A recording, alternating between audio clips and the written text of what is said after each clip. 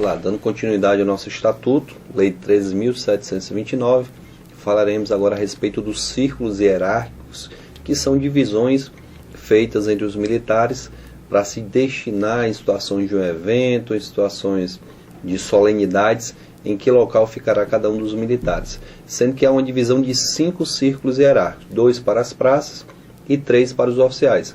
Quando a gente fala do círculo hierárquico da praça, não há muita dificuldade para a nossa prova, porque o nome do círculo é o próprio nome dos cargos que o compõem.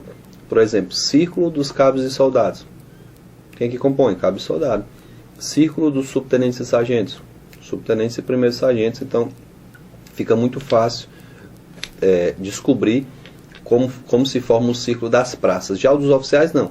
Eu tenho o círculo dos oficiais superiores, os oficiais intermediários e os oficiais subalternos. Então, vamos dar uma olhadinha no slide para a gente tentar entender como é que funciona esses 5 círculos hierárquicos dos militares. Fazendo a divisão, porque o das praças já ficou mais do que entendido, eu vejo agora os oficiais começando de baixo para cima. Primeiro, falo para vocês dos oficiais subalternos.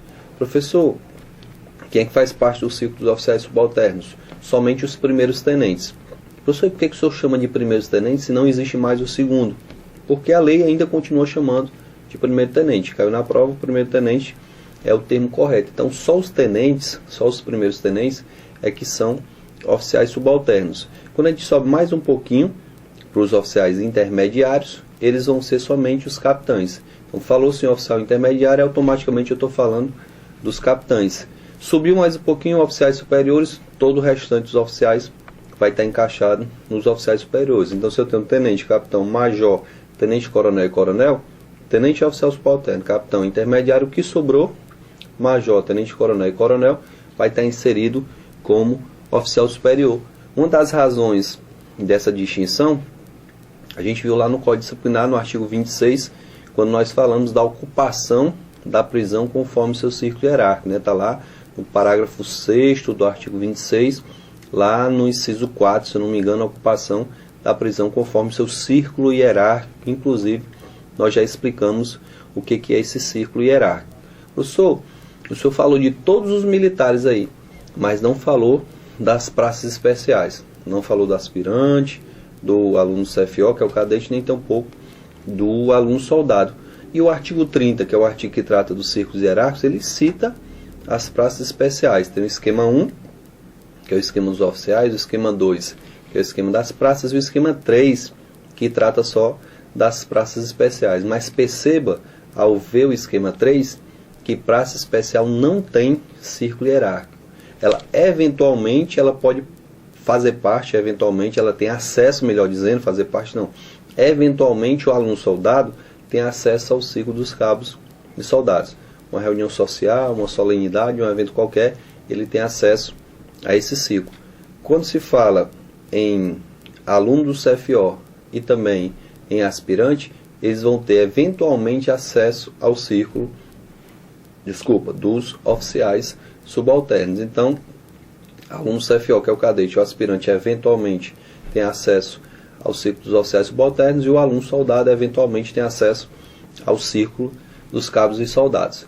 Professor, então o senhor me diz, na primeira aula, que o aspirante é superior ao aluno CFO, ao subtenente, agora vem dizer que o aspirante não possui círculo hierárquico. Eu digo mais, além de não possuir círculo hierárquico, a gente vai ver que a legislação diz que aspirante, aluno CFO e também o aluno soldado nem cargo ocupam na corporação.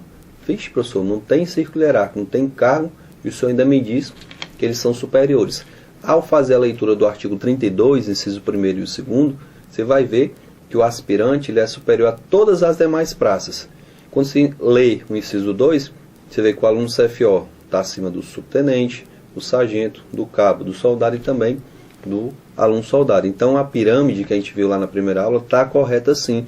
Eu tenho aspirante, subtenente, aí vem, melhor dizendo, aspirante, aluno CFO, subtenente, primeiro sargento, cabo, soldado e lá na base eu vou ter o aluno soldado. Essa é a hierarquia que a gente viu lá na primeira aula, e apesar da contradição, apesar de não ocuparem cargo e apesar de não ter círculo hierárquico, eles fazem parte da escala hierárquica, já são militares, a gente viu lá no artigo 3º do Estatuto, tem direito a férias, a gente vai ver nas próximas aulas, tem direito a contar o tempo como um tempo de contribuição.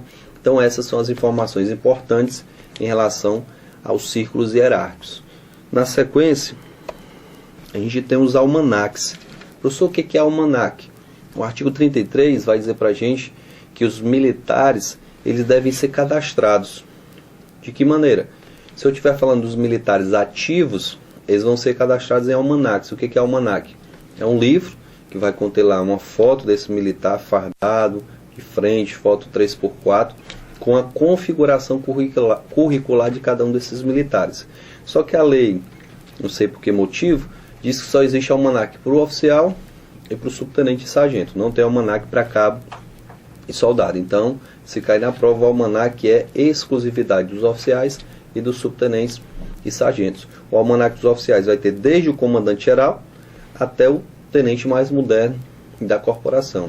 O das praças vai ter desde o subtenente mais antigo até o sargento mais moderno da corporação. Então, 2 almanaques, um para oficial e outro para subtenentes e sargentos. Documentos, conforme o parágrafo 1º do artigo 33, ele diz o seguinte: os almanaques, um para oficiais e outro para subtenentes e primeiros sargentos, conterão configurações curriculares complementadas com fotos do tamanho 3x4, de frente com farda, de todos os militares em atividade, olha só para os ativos, distribuídos por seus quadros e qualificações, de acordo com seus postos, aí para os oficiais, graduações e antiguidades, observando-se a precedência funcional. Professor, então, como o almanaque é só para o militar ativo, o militar inativo não vai possuir nenhum cadastro. Sim, o militar inativo possui cadastro, só que nem todos os militares inativos. A lei diz que apenas os militares da reserva remunerada é que vão possuir esse cadastro. Então, o militar da reserva remunerada vai ser cadastrado no setor de pessoal de cada uma das corporações. Professor, esse cadastro para quê? Endereço, telefone, é isso mesmo. Endereço, telefone, filiação. Para quê? Para, em uma necessidade qualquer, eu ter como localizar o militar da reserva remunerada. Lembre que nós estudamos no começo do Estatuto, lá no artigo 6º, que o militar da reserva remunerada ainda pode ser convocado, ainda pode retornar para o serviço ativo.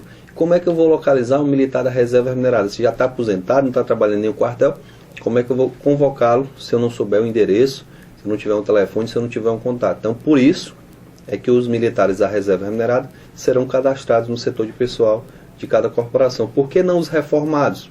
Como a gente sabe, o militar reformado, está lá no artigo 3º, inciso 2, letra B. Ele diz para a gente que o militar reformado está definitivamente dispensado da prestação de serviço nativo. É só a gente ver o que está dito lá no artigo 3º, que a gente vai ver que o reformado não precisa mais ser cadastrado. Se for cadastrado é por conta da corporação. A lei não obriga. Então vamos lá, parágrafo 2º.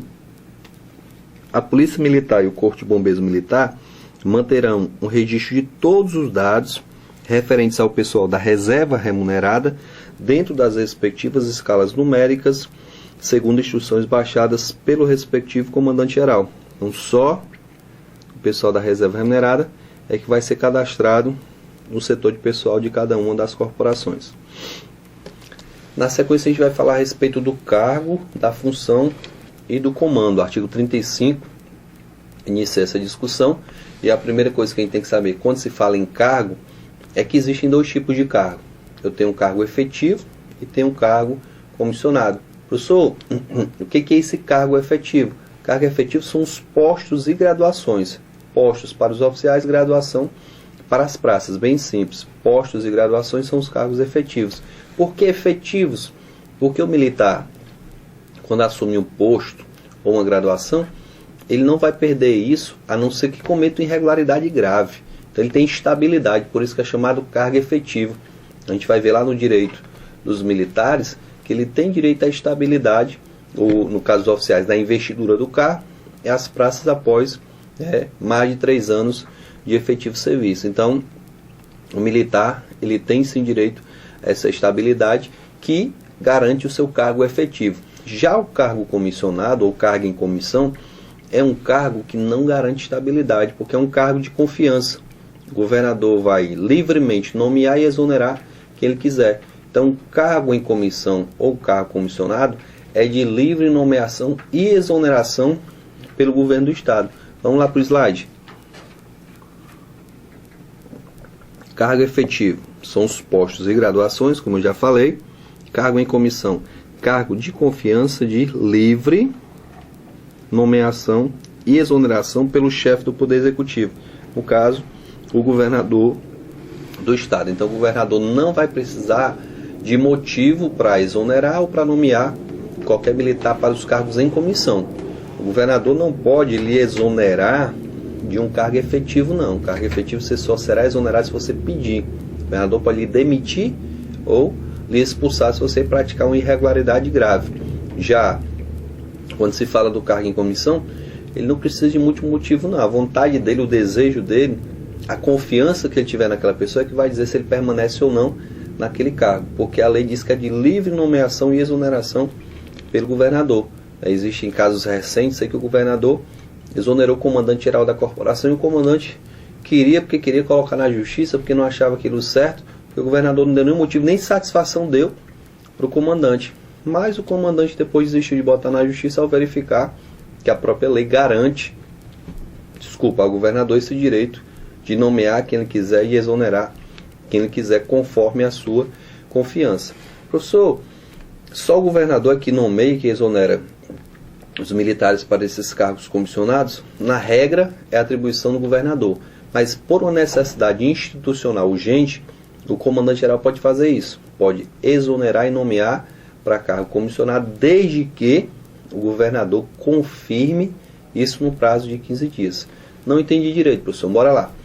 Eu tenho o coronel A, que é comandante de unidade, e há uma necessidade urgente, o comandante-geral exonera o coronel A, sai e nomeia o coronel B. O coronel B assumiu aquela unidade. Então, a partir desse momento, o governador tem 15 dias para confirmar essa exoneração e essa nomeação. Professor, se passar mais de 15 dias e o governador não exonerar, não confirmar a exoneração e a nomeação, o que acontece? Se restabelece a situação anterior. Ou seja, o coronel B sai e volta o coronel A, que era comandante daquela unidade. Então, o cargo em comissão poderá gerar uma exoneração ou nomeação pelo comandante-geral, na necessidade urgente, porém, o governador tem que confirmar no prazo de 15 dias, como nós já explicamos. Além de saber isso, eu tenho que saber que o cargo em comissão, cargo de confiança, ele gera algumas vantagens, né, gratificações e alguns outros benefícios. E a lei diz que o ocupante do cargo em comissão pode ser substituído interinamente. O coronel, comandante da unidade, tirou férias. Então o outro coronel, até que estava na mesma unidade, assume aquele cargo interinamente. Tirou os 30 dias de férias do coronel A. O coronel B, que está assumindo lá interinamente, vai ter as mesmas vantagens? Não, a lei só vai garantir essas vantagens após 30 dias. Se o coronel A tirou uma licença de tratamento de saúde, 60, 90, 120 dias. Então, após o 30º dia, quem está substituindo vai ter direito às mesmas vantagens. Então, essa substituição interina só gera qualquer vantagem após os 30 dias. É outra informação importante para a nossa prova. Além de saber os conceitos de cargos efetivos e comissionados, de cargo, a gente tem que saber também o conceito de função, né? O capítulo que inicia-se no artigo 35, fala, como a gente vê aqui, ó, em cargo, função e comando. Professor, o que seria função? O conceito é muito simples. Veja que função é o exercício das obrigações, das atribuições inerentes ao cargo militar estadual. Então, você que possui um cargo tem as funções que são inerentes a esse cargo. Comandante-geral. Comandante-geral é responsável por baixar portarias, é responsável por promover as praças. Então são várias as funções de cada um dos cargos. O comandante-geral adjunto, o comandante de unidade, o chefe, o diretor, cada um tem as funções inerentes, né, as atribuições inerentes ao exercício do cargo, que são chamadas de função, fazem parte do conceito de função. Por fim, nós temos o conceito de comando. Professor, o que é o comando? O comando é o exercício da chefia, né, o exercício da frente, da liderança das unidades ou de frações de tropa. O comandante é o comandante de unidade, é o responsável por unidade ou subunidade ou uma fração de tropa numa determinada situação. Comandante do policiamento da capital, comandante do policiamento de um estádio, num evento qualquer. Então, o comandante não necessariamente precisa ser um oficial. Na grande maioria das situações, quem assume o comando é o oficial. Mas tem situações em que a praça assume o comando. Quando o sargento está ali na viatura com o soldado e o cabo, o sargento é o comandante da viatura. Quando eu tenho um efetivo de 10 policiais e o mais antigo lá é o subtenente, ele é o comandante daquele efetivo, o comandante de um destacamento, de um pelotão. Então, esse é o conceito de comando que abrange não necessariamente só os oficiais. A gente tem as situações aqui do artigo 38 que falam quando um cargo vai se encontrar vago. Essa vacância do cargo pode gerar não só um concurso público, mas também as promoções.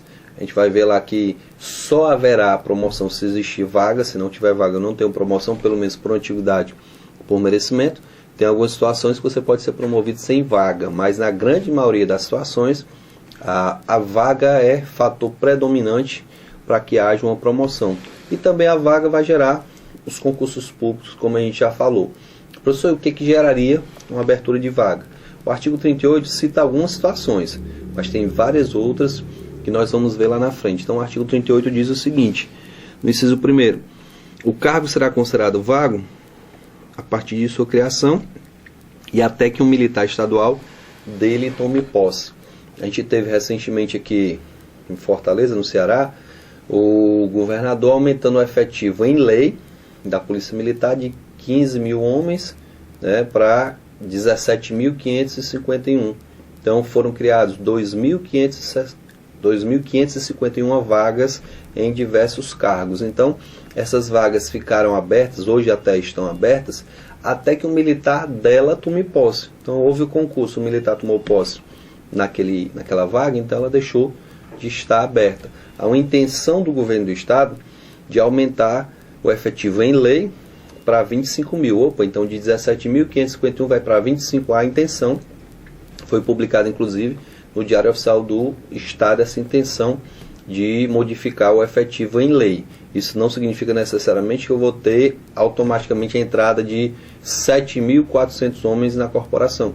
Essas vagas vão ficar abertas, podendo o governador fazer concurso para preenchê-las, mas isso não é obrigatório. Então, quando forem criadas, se realmente aumentarem para 25 mil, o efetivo da Polícia Militar, vai ter mais concurso ainda para a Polícia Militar, melhor dizendo, vai ter mais possibilidade de concurso, porque várias vagas vão ficar abertas, né, vão ficar vagas até que o militar tome posse dessa vaga. Agora mesmo, 920 policiais militares estão tomando posse de vagas que estavam abertas aí no cargo de soldado.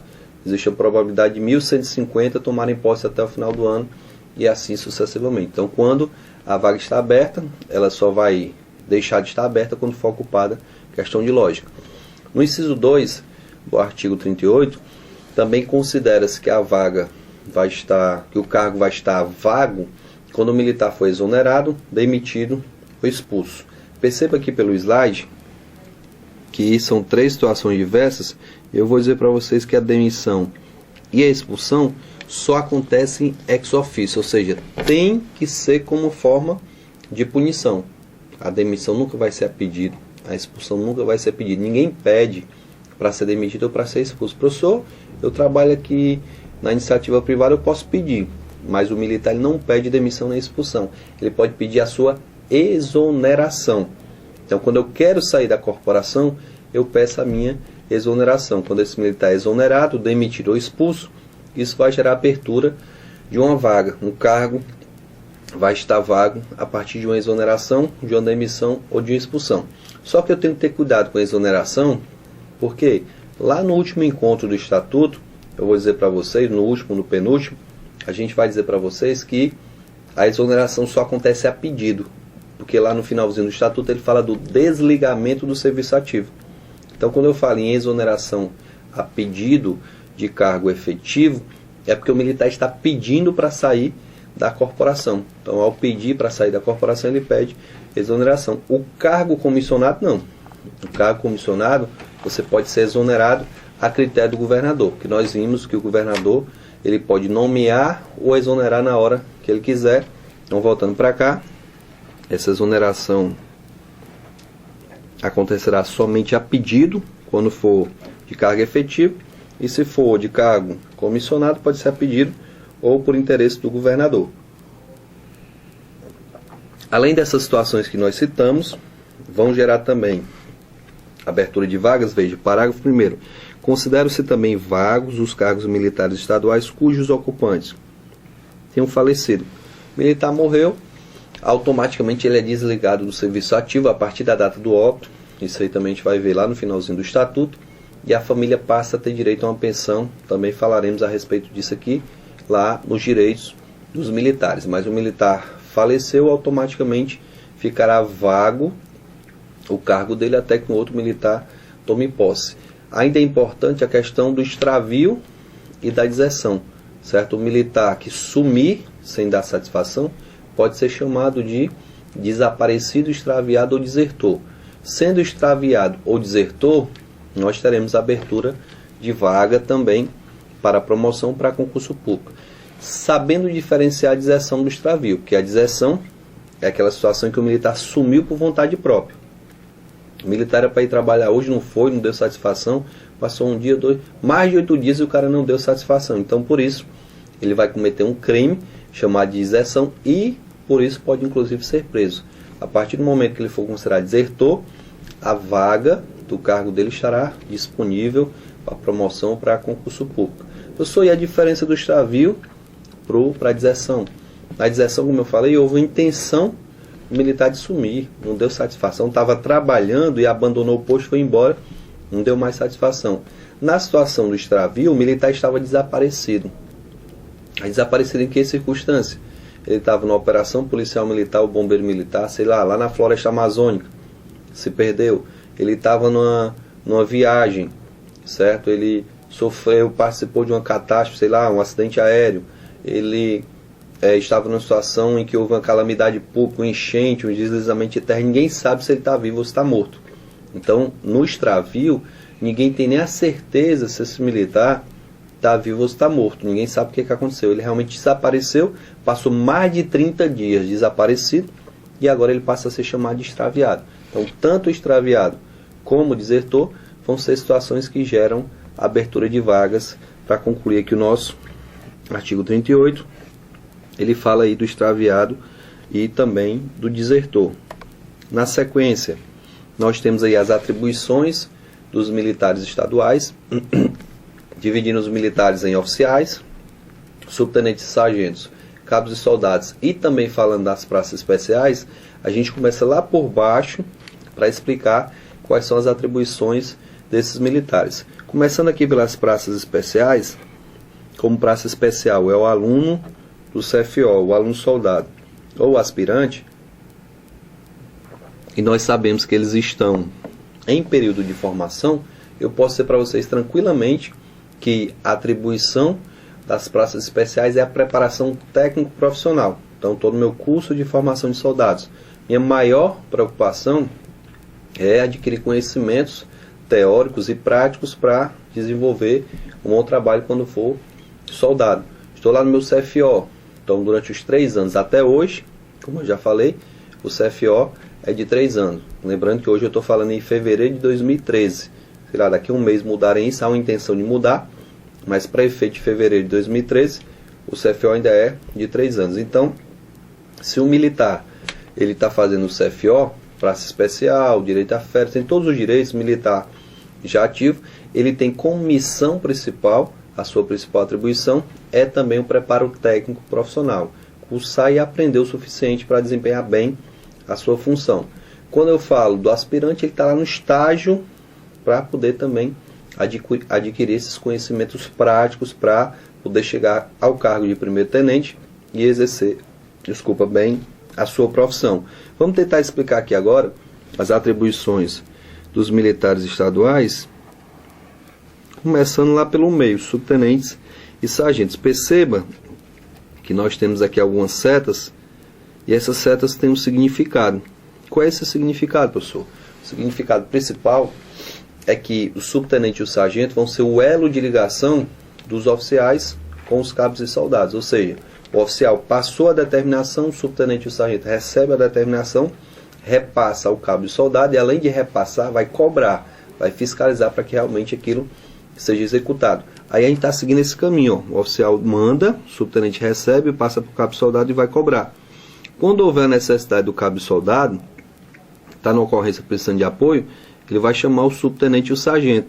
Se nem o subtenente nem o sargento resolveram, vamos buscar apoio lá nos oficiais. Então, resumindo as atribuições, subtenente e sargento é o elo de ligação entre oficiais, cabos e soldados. Segundo a lei, sem ofensa, porque a lei ela é bem clara, ela diz que cabos e soldados são responsáveis somente pela execução da missão.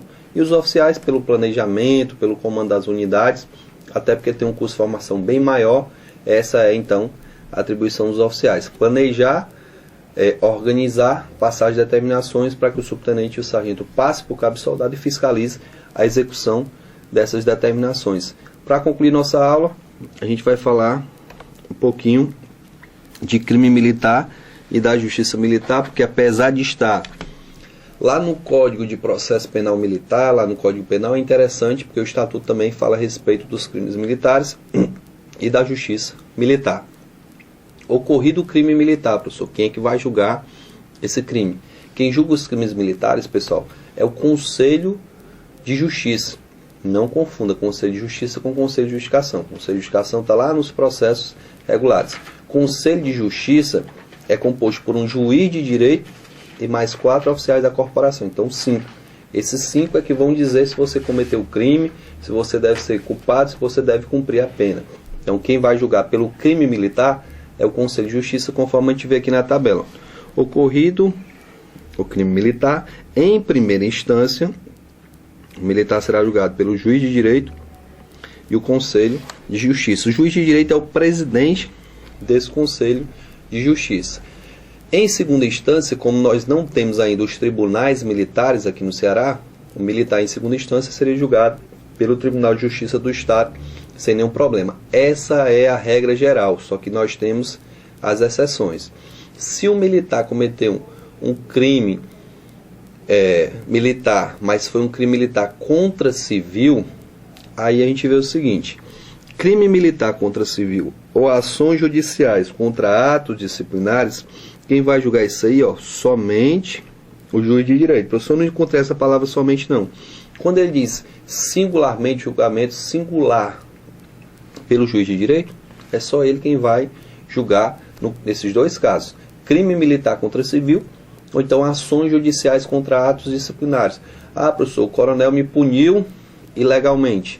Ele lhe puniu ilegalmente, você vai ter que recorrer a quem? À justiça militar. Se houver uma punição ilegal, você tentou de toda forma recorrer administrativamente. É consideração de ato, recurso hierárquico, você tem a prova que está havendo ilegalidade. Então, você vai entrar com ação judicial lá na esfera militar, e quem vai julgar é só o juiz de direito, sem a participação dos oficiais que compõem o Conselho de Justiça.